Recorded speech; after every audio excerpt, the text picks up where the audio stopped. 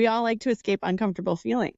And if it's a prolonged stressor or a prolonged pain, the more likely someone is to want to escape. And that tends to be sometimes the only way someone knows how to escape. I like how you said prolonged, because that really speaks to people like this have been going through pain for a long time. Usually by the time that they're asking for help, they've been carrying this for a long time, and they're somewhat desperate because it is still so hard to ask for help. Suicide is the 10th leading cause of death in the United States. On average, we have about 129 follow-through suicides a day, and those numbers are higher in first responders and police officers. And then what also is super alarming for me is that teens in the 12 to 16 range are the fastest growing population that attempt and commit suicide.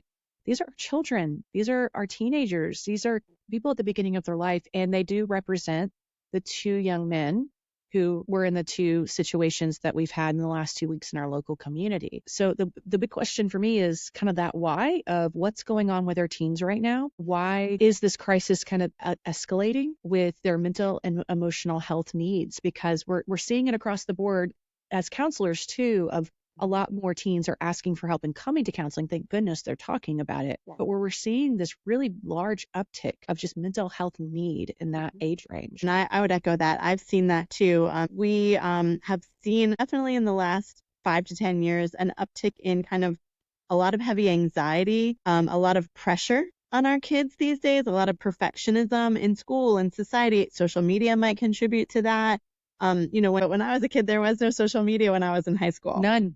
And so people couldn't see us all the time. There's a lot more privacy in our lives. So being this comparative kind of thing, being out in the open and everyone seeing everything that you do and having this pressure to perform leads to a lot of anxiety, I think. And so we do see a lot of teens and kids, even young kids, coming to counseling for things like anxiety and high pressure situations more than we did 20 years ago. And I also kind of just speaking to that, the age of social media and how in our generation that wasn't there. The pressure and the lack of connection. So social media is fake connection, right? Where one, you're putting what we want everyone to see. So you're that comparison factor of everyone's life's better than mine, when really you're just only putting the cream of the crop of what's going on in your life on social media, or pretending like everything's okay when it's not. And you feel like you have all these friends on social media with all the following, but who really knows you? Who are you really talking to on a regular basis? Who really cares about you and wants the best for you in your life? It